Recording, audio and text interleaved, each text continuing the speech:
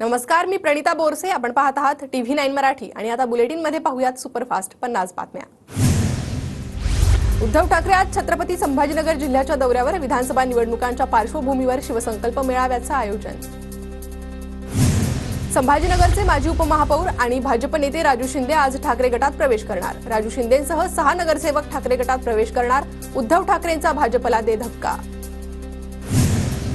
गोंदिया जिल्ह्यात काँग्रेसमध्ये मोठ्या प्रमाणात कार्यकर्त्यांचं इनकमिंग सुरू. अजित पवार गटाचे नेते प्रफुल्ल पटेलांना मोठा धक्का बसण्याची शक्यता. अजित पवार गटाचे अनेक कार्यकर्ते काँग्रेसमध्ये प्रवेश करणार. खासदार निलेश लंकेंच्या आंदोलनाचा आजचा तिसरा दिवस. कांदा आणि दुधाला योग्य भाव मिळावा यासाठी लंकेंचं शेतकरी जन आक्रोश आंदोलन. आज प्रदेशाध्यक्ष जयंत पाटलांसह खासदार सुप्रिया सुळेंसह बजरंग बाप्पा सोनवणे आणि काँग्रेस नेते बाळासाहेब थोरात आंदोलनस्थळी भेट देणार. लातूर नीट परीक्षा घोटाळ्यातील मास्टरमाइंड गंगाधरला अटक. नीट परीक्षेत गुणांमध्ये वाढ करण्याचा आमिष दाखवून फसवणूक केल्याप्रकरणी सीबीआयने ठोकल्या बेड्या.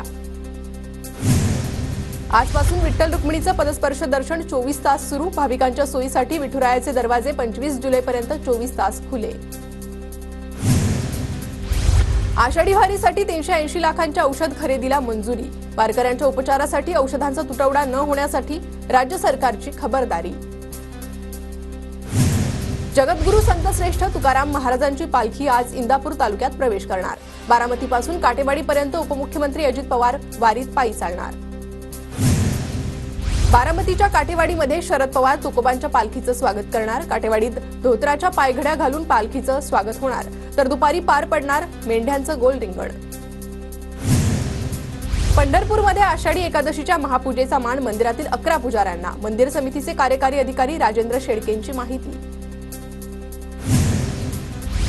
पंढरपुरात कार्तिकी यात्रेला प्रायोगिक तत्वावर टोकन दर्शन सुरू करणार. भाविकांच्या सोयीसाठी 25% मनुष्यबळ वाढवणार. पुणे विभागीय आयुक्तांची माहिती.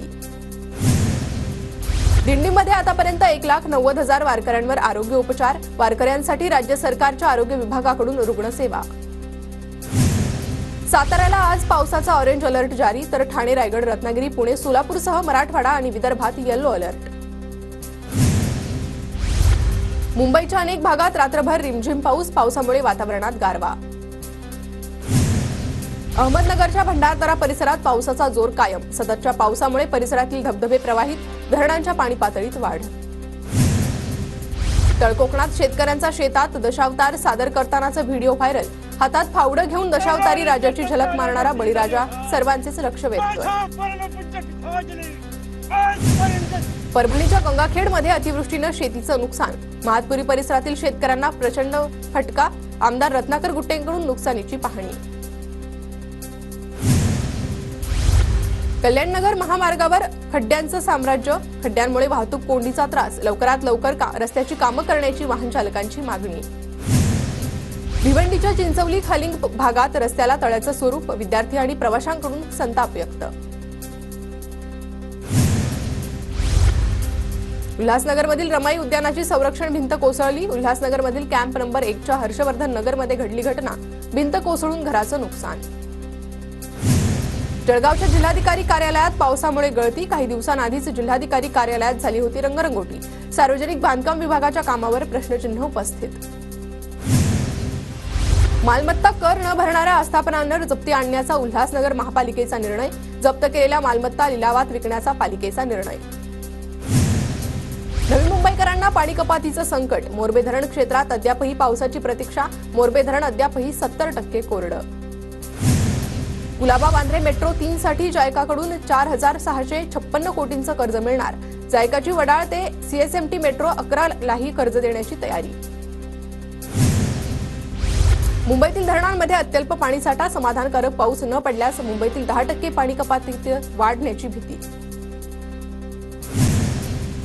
नंदुरबार जिल्ह्यात भाजीपाल्याचे दर 100च्या पार. गृहिणींचं बजेट कोलमडलं. टोमॅटोचेही दर 100 पार. शासनाच्या 1 रुपयात पीक विम्याच्या योजनेतून मिरचीला वगळलं. नंदुरबार जिल्ह्यातील मिरची उत्पादक शेतकऱ्यांना फटका बसणार. जळगावच्या अमळनेरमधील अंबरशी टेकडीवर 2 मिनिटात 2222 वृक्षांची लागवड. 1 रोप आईच्या नावे. अमळनेरच्या नागरिकांचा स्तुत्य उपक्रम. धाराशिवच्या परंड्यात संजय गांधी निराधार योजनेच्या प्रमाणपत्राचं वाटप. 210 लाभार्थ्यांना फायदा होणार.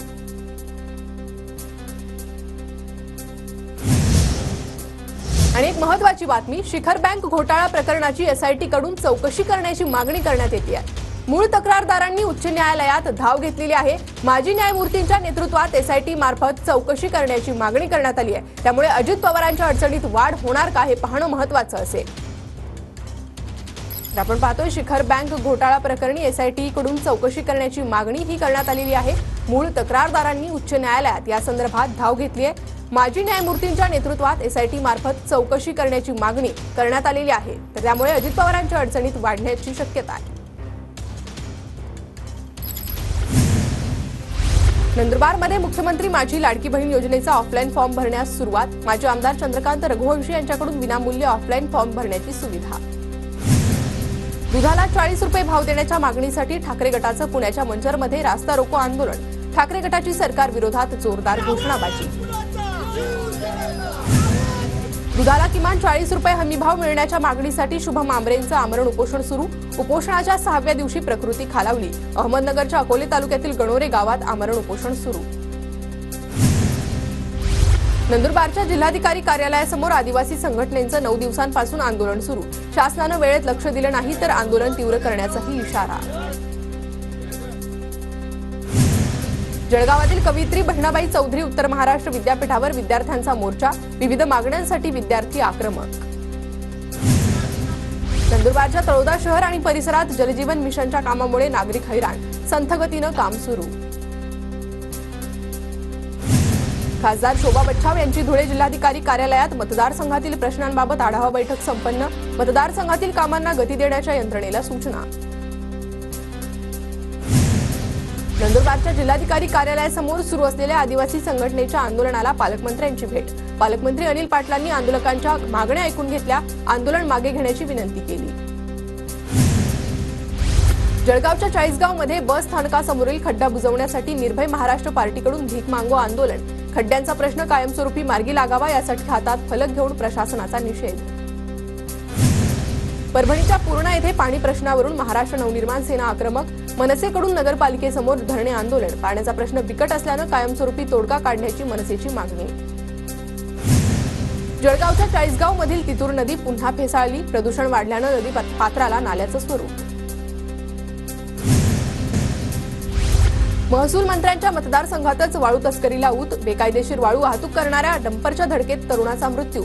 कोल्हार आश्वी मार्गावर संतप्त नागरिकांकडून रास्ता रोको।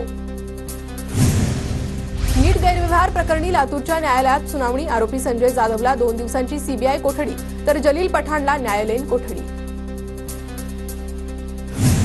नितेश राणे राष्ट्रीय महामार्ग विभागाच्या अधिकाऱ्यांवर करूळ घाटाची पाहणी केल्यानंतर संतापले। निकृष्ट काम करून महामार्ग सुरू केल्यास वाहतूक रोखणार, राणेंचा इशारा। गोंदियात काकांचा खून करणाऱ्या पुतण्याला जन्मठेप। 5,000 रुपयांचा दंडही ठोठावला। अतिरिक्त सत्र न्यायालयाचा निकाल।